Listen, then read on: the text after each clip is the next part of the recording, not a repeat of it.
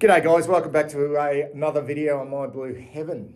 I did hint last week, bit of a teaser, that I wanted to do a mid-season draft video. Had plans to do this one last week, get in nice and early, but time got away. I'd much probably prefer to spend a little bit more time on this one, but given the mid-season draft will take place on the 28th of May, which is after round 11. Time is running out, and I do want to get it out now. So I'm just going to go for it. I've got some ideas here. I haven't got any intel or inside information. I don't necessarily roll that way, but I have been watching a lot of state league football this year, particularly the VFL, and obviously the Coates Talent League, given that my son plays in the Coates Talent League. Watch the Young Guns games down at Churnside Park when they played against Vic Metro and Vic Country. So I've watched both of those games, but I've watched a lot of VFL football so far this year. Not only online, but being present at a lot of games. And I must say, particularly with the VFL, I reckon it's a gold mine, and I know a lot more players are now being taken from that comp. But I still think it's an area where clubs really need to tap into more, because there's some absolute beauties out there, I think.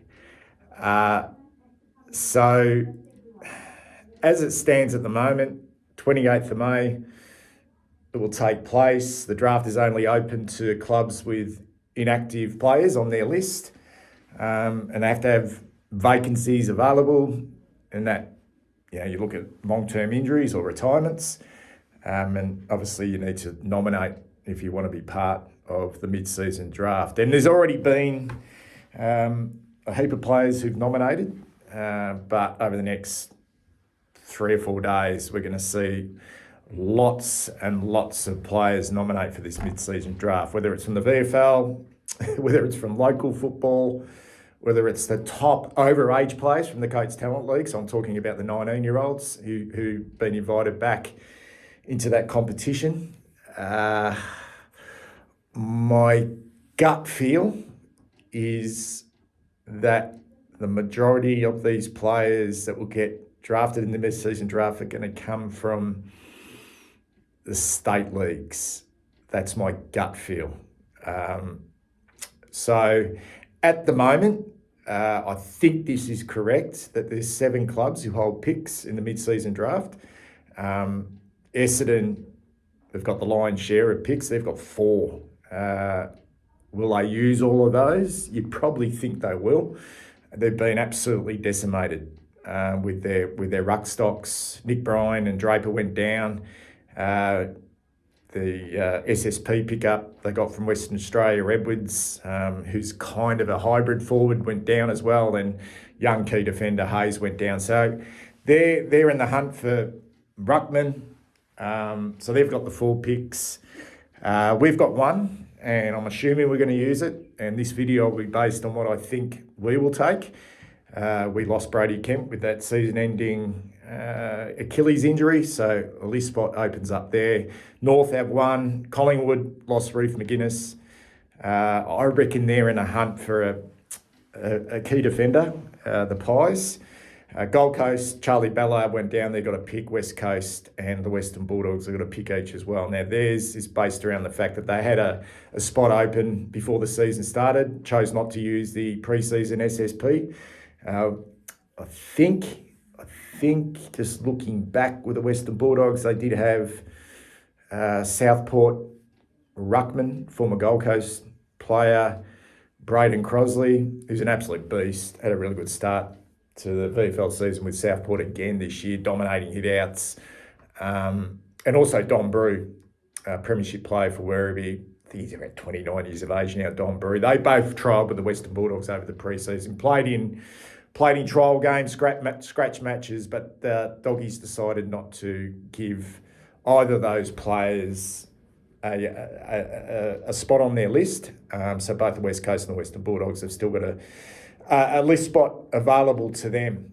I'm not going to go into the other clubs, but you would think Braden Crosley maybe a chance at the Bombers, given their desperation to get maybe an experienced, big-bodied ruckman into their team for 18 months, rest of the year. Not quite sure which way they will go, but I'm here to look at us. And I think this is the order based on the ladder at the moment. So West Coast will have pick 1 as it stands at the moment, but this could change, particularly with us in Essendon. Results this weekend. So West Coast North, then us with pick 3, Essendon pick 4, Western Bulldogs pick 5, Gold Coast 6, Collingwood 7, then Essendon 8, 9 and 10. Oh, it's a bit of a joke, but have we been tanking so we can get that pick 3? No, of course we haven't. But anyway, I thought I'd just mention that, guys. So this is us. Like, when your team's underperforming, which we are, like 4 and 6, question marks everywhere. Coaching, players, the quality of the list. So there's no doubt the recruiting team will be under the pump. And it's not like we've got one pick. It's not like this one pick's going to just suddenly explode and the course of your season suddenly changes. But it almost feels like we need to get one really right. I think the SSP situation this year felt kind of rushed. And it's easy in hindsight now, but the Francis Evans and Will Wright selections, not necessarily Matthew Carroll. He was on the list last year and was really unlucky with his injury. And he is young. So not necessarily that one, but definitely the choice or the decision to only look from within, and I'm talking about our VFL program. Francis Evans obviously wasn't part of our VFL program last year. He was at Port Adelaide, previously from Geelong. But Will Wright definitely was. But they both were obviously training with us over the pre-season. It kind of felt rather conservative. And did we look far and wide enough? Because right at the moment, you look at those small forward stocks and we just haven't been able to get that right. And people will say, why the hell would we be looking at a small forward or a high half forward in this mid-season draft, given that we've already got 4 or 5 on our list? Well, there's so many question marks on that group. Underperforming, are they good enough at the level? Out of contract, can we do better? Is there some small forwards and really classy high forwards out there that we could really look at to pick up in this draft? So that's probably what I'm looking at in regards to what we need, essentially. I know there's the situation with Liam McMahon, and it would be, if we do have that pick before Essendon, because there's no doubt that Essendon have probably got their eye on Liam McMahon. He's had a really good start to the season, been super consistent since arriving at our football club. Captain, hit the scoreboard again on the weekend against Sydney, right up there as one of the leading sort of tall forwards in the VFL. And it would be a bit of a kick in the teeth if we decided, if we had that pick before Essendon, that we didn't take Liam McMahon. But I'm sure he's probably going to get picked up anyway. If it's not us, it will be probably with Essendon. And it would make a bit of a mockery of it as well if we did decide to take Liam McMahon, if we did have that pick before Essendon. Why didn't we take him when we had the chance at the start of the year? Why did we need two small forward? I don't know. There's all those questions. They'll continue to be floating around. So maybe Liam McMahon has got his foot well and truly in the door if we have that pick before the Bombers, but I'm not quite sure on that.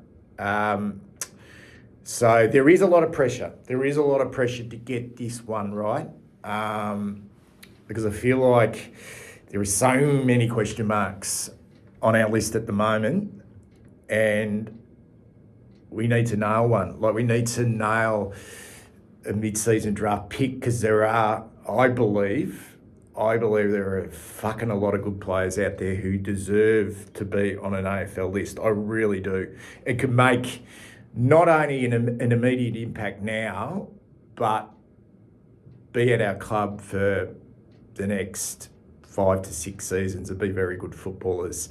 And it's always a bit of a punt, but we need to get one right. I know, we've had some fair pickups in the past. I mean, Jordan Boyd's been okay, but he seems to be a little bit on the outer, doesn't he? He was a mid-season draft pick. Will Hayes was... That, in hindsight, wasn't a great pickup. Alex Murkoff, who's dominating now back at VAFA level. I mean, you want to go back and have a look at what he's doing at VAFA level. Alex Murkoff, he's just dominating. He was a mid-season draft pick.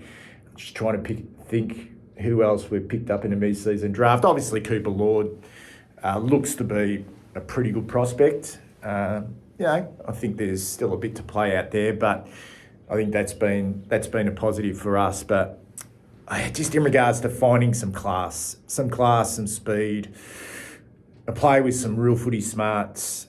There's plenty out there in the state leagues, I'm sure of that. And that's what I want to speak about. I'm going to focus on one club in particular, that is the Wereby Football Club. As I said before, have I got any intel on this? Nah. Not necessarily. Have I observed some things which I'm not necessarily going to reveal? Yeah, I have. I'm very, very lucky because I have the time on weekends. If my son's not playing, he might be playing on a Sunday, and it doesn't clash with Wereby in the VFL. Love watching Wereby play, and I'm very lucky because I live exactly, guys, 700 metres from Chirnside Park, or Avalon Airport Oval, as it is. That's the naming rights, the sponsored naming rights for the football ground. But it is Chirnside Park, and it is. I'm a little bit biased here, but this is one of the best grounds in Victoria. It is just a beautiful spot, great surface, excellent facilities, and it's little wonder. And they're an extremely well-run football club, and very successful, particularly over the last 2 years. Played in the last 2 grand finals, won it last year, went agonisingly close the year before against the Gold Coast Suns, but they're just extremely well run. Mark Penaluna, the CEO, just runs such a good program down there. Got a great coach in Jimmy Allen, and just able to attract lots and lots of footballers who want to get on an AFL list. And want to be part of the Wereby Football Club. And you just, the roll call of players outside of Wereby. I mean, the funny thing is that when you talk about players getting picked up from Wereby, you sort of think, well, these are guys from Wereby. They're not. They're from Geelong, they're from the Ovens of Murray, they're from Ballarat, they're from Warrnambool, they're from all over the joint. But they're attracted to Wereby. They've got a great record and a great ground. And yeah, I get down to most home games if I can. I station myself on the far wing near the scoreboard. Weather's been beautiful. Sit in the sun and just watch a really high standard of football and watch some excellent players running out who I think could easily get on an AFL list. And I've just got this feeling. And none of the players I'm going to mention, there'll be a few I mentioned here, as have been mentioned, but the three I really want to focus on have not got any love at all. At all. I've just got this funny feeling, guys, that, we could, in fact, be taking one of these. So here we go. So I'm going to focus on three. I'm going to narrow it down to three. However, before I do that, we can talk about just recently the players who've got the opportunity. Sean Manager-Long, Sam Closey, Gold Coast Suns 2023 have been really good pickups for both of their teams. Riley Bice at Sydney's been excellent this year, and then Aidan Johnson played on the weekend for Melbourne, and Jack Henderson at Melbourne. They came into it really late in the SSP this year. So that's 5 players over the last couple of years from Wereby, and then you chuck in the likes of Jake Riccardi and Sam Collins, and there's so many players, like Brady Mychek spent some years at Wereby before he went, I think it was Port Melbourne, he got picked up in the end, but he was at Wereby first, and then just go back right the way through how many players have actually been picked up from Wereby. What do we need? I've mentioned the small forward, high half forward, and a player with really good foot skills, class. What I will say is I don't necessarily know these players' personalities. I don't speak to them. I don't know them, but I have spoken to people about them in regards to what type of people they are. The way I gather it is anyone who comes to these VFL clubs have an aspiration of wanting to get on an AFL list, particularly at a club like Wereby. So they're hardworking, they're professional. And these VFL players, particularly at a club like Wereby, they're training, preparing, recovering like an AFL footballer, and juggling full-time jobs as well, or university, or whatever that may be. So they need to be motivated. So I don't necessarily know them. I don't necessarily know their personalities, but the ones I'm looking at are really competitive. Like, they look competitive. They want to compete, and they can play. And there's, I think, plenty of upside for them if they can get onto an AFL list. So I think it is speed. For me, outside of Liam McMahon, do we necessarily need another sort of key forward? Maybe we do, to replace Brody Kemp. It seems obvious, but I'm looking for some class. I really am. Small to a high half forward, or a developing big key defender. And I know we've had Jack Silvani come on this year, but Nick Ains isn't getting any younger. There's question marks on Gov. Jacob Wiedering will continue to need support. And we've still got, obviously, Harry O'Farrell, who we've got high hopes for. I think he looks a player, Harry O'Farrell, but I think he might crack it for a game before the end of the year, given the way he's going, but he's still very much undersized in regards to his body. And I'm probably looking at him to be more of a longer term project. We'll get some games into him. So I think there's maybe a spot there to develop a big key defender. But there's plenty of other clubs, including Collingwood, that would love a big key defender as well. But we do have that pick before Collingwood. And the contracts are interesting as well, guys, with these small forwards. And if they're no good, or if we believe that they're just not going to be up to it, and there's a bit of ego at play here as well. I mean, we decided to take Will Wright, we decided to take Francis Evans. And they've got like 6 months or 12-month contracts, and they're out of contract at the end of this year. You cannot see both being on the list at the end of the year, given just what's happening at the moment. So I'll just have a look at our contract situation, guys, and the way it's looking with our small sort of forwards. You look at both Will White and Francis Evans out of contract. Orazio Fantasia, who just can't get out of the park, had a 2-year contract. Unless there's a trigger there, I'm not quite sure. He's out of contract at the end of this year as well. The waters are just getting murkier and murkier as far as I'm concerned with Motlop. Hasn't signed, out of contract at the end of this year, playing pretty ordinary football. So that's interesting. Corey Durden's signed to the end of next year. Lockie Fogarty's signed to the end of 2026 as well. I think I've covered all the small forwards there. So there will be spots available for a small forward, a quality small forward or a quality high half forward who could potentially spend a little bit of time up the ground into the midfield on a wing, whatever that may be. So these are just some mentions. These guys I don't believe we will pick up, but I kind of like them. And who knows? It could be a surprise.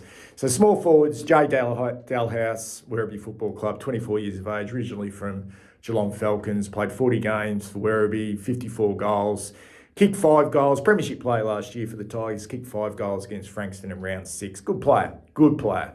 Hits the scoreboard, pretty quick, pretty tough. Don't think so though, but I thought I'd just mention him. So that's one small forward. Key position. Now, can't see it happening because we've got Liam McMahon there. But Hudson Caroney's been around for a long time now. He's still only 24 years of age, 195 centimetres. One of the best key forwards in the VFL. He's kicked 150, I think 6 goals or something from 73 games. Originally from the Murray Bushrangers from Wodonga, where they get a lot of the players from Wodonga, the Ovens and Murrays, the Wereby Football Club. He's kicked 21 goals already in 2025, including 6 against Frankston in round 6. And on the weekend against the Sandy Dragons, he was really good again. He had 18 touches, 11 marks, and kicked 4 goals too. He's great contested mark, really smart with his positioning, finds space, and has a very reliable set shot for goal, but question marks on his athleticism and his mobility. And it's always been the knock on Hudson Caroney, but there's one to think about there, but it's probably a no. But I like him. I like the way he plays. I'll get to the tall defender in a minute. Mids and wing, high half forward, I suppose. Cooper Wright. He's a lefty, 22-year-old, Grovedale, Geelong Falcons, drafted with pick 64 in the 221 draft by Geelong. Now, Geelong don't generally get rid of players. Like, they're pretty smart. There's not a hell of a lot out there where Geelong have actually released a player and they've gone on and sort of bitten them in the backside. But he's had a terrific start to 2025, premiership player.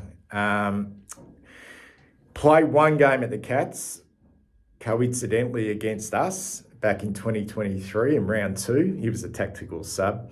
And he was dead listed at the end of 2023 and was injured. He was actually injured in his first year at Geelong. Came to Wereby last year, made a bit of an impact last year, started to really grow his game, premiership player. Another youngster who could have gone down the basketball path, but he didn't. This year he's been pretty bloody good in the midfield. He's had 5+ games of over 20 disposals. He's traditionally not a big accumulator, but he is building that part of his game. But he's got an eye-catching burst of speed, long kick, and he's tough as nails. Do we necessarily need kind of another inside mid? Maybe not, but he does have that speed. And being a left footer, we don't have a lot of them, particularly through that midfield. But there's one to keep an eye on. I really like the way he plays, Cooper White, at only 22 years of age. One of the favourites of mine, and this time last year, I did do a bit of a profile on him. He was new to the VFL last year. It was probably a little bit early for him. He made an impact early last year. That's Jack Wrighting. I thought he may have been picked up in the mid-season draft last year. I haven't gone cold on him. I definitely haven't got cold on him. He's spending a lot more time in the midfield this year. He's played 31 games for Wereby over 2 years, 25 goals, premiership player as well. The story is really interesting. Recruited from North Ballarat and was a really good cricketer. Played Premier League cricket for I think it was for Geelong, and was going to go down that path. But someone recognised him and said, "Get your backside." I don't think he played in the Coates Talent League with the Rebels. Get your backside down to North Ballarat in the Ballarat Football League, and he did that and dominated there and was recruited to Wereby. He's had a really good start to the season. 5 games, 20+ disposals, 28 disposals in round one in the grand final replay against Southport. It's probably a no, and that's not a blight on him, because I think he could actually quite easily fit onto an AFL list. He's really old-fashioned, robust. I reckon he's a barometer. I really do. Just a barometer. Love the way he plays. He's hard. He's tough, and he gets the team going when they're down. Him and Don Brew are kind of the two players that, when the team are down, they just ignite them. And he's got something about him. My only knock on him is just probably the class factor. And does he finish his work? He's a long kick, but he's not an accurate kick for goal. And I'm not saying he butchers it, but he's not clinical with his ball use. So there's some sort of notable mentions. But these are the three, guys. These are the three I'm going to nail down. I'll go in order of preference here.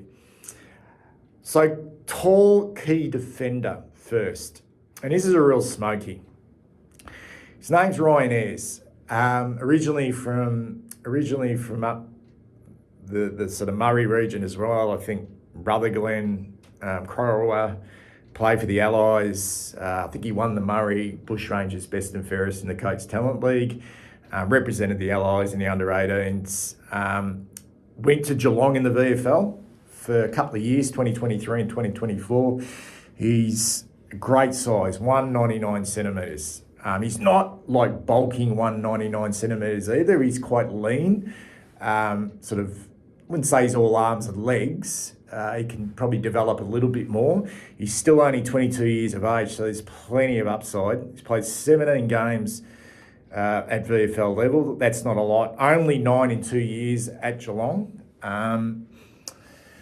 But came to Wereby. They lost a few key defenders last year when Wereby, after they won that premiership, and he was invited down to play. He's played every game this year as a key back. And at this stage, he's been a lockdown key defender, done a really good job, but there's been some eye-catching moments where he's been able to intercept the ball in the air. And he's got just some genuine aerial ability and kind of athletic traits. And I suppose I compare him a little bit to the way Brisbane use Jack Payne or Collingwood use a Billy Frampton. It's that tall, really tall supporter in the back line, not necessarily someone who's going to be, and I suppose a bit like a Lewis Young really, but I feel like there's probably, looking at him, a little bit more upside, although Lewis Young's been okay. So I really like the look of Ryan Ayres. Just his size and the upside with him, and I feel if we're not looking at him, I definitely feel like someone like Collingwood would be. So that's Ryan Ayres. The next player I really like, his name's Zach Banch, 21-year-old, another one from Others and Murray. I think he spent some time at Williamstown as well. He's played 22 games and kicked 22 goals. Did he play in the premiership last year for Wereby? I think he did.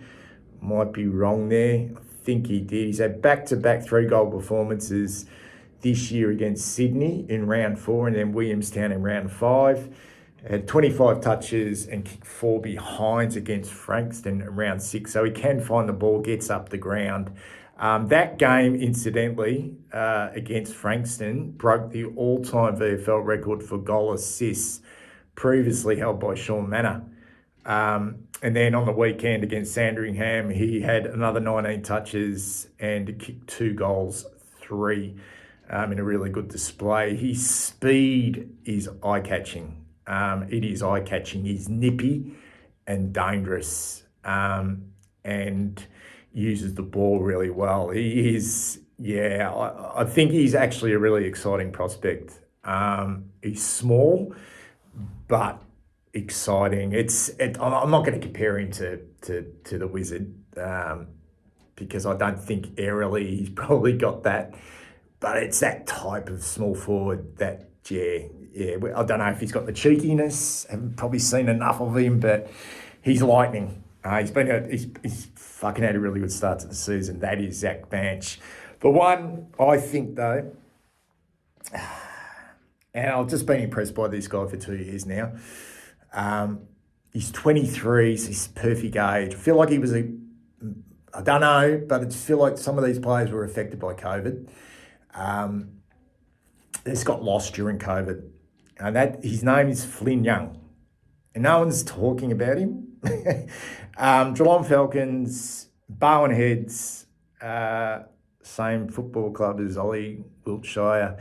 Spent some time at Newtown Chilwell, same football club as Alex Chincotta.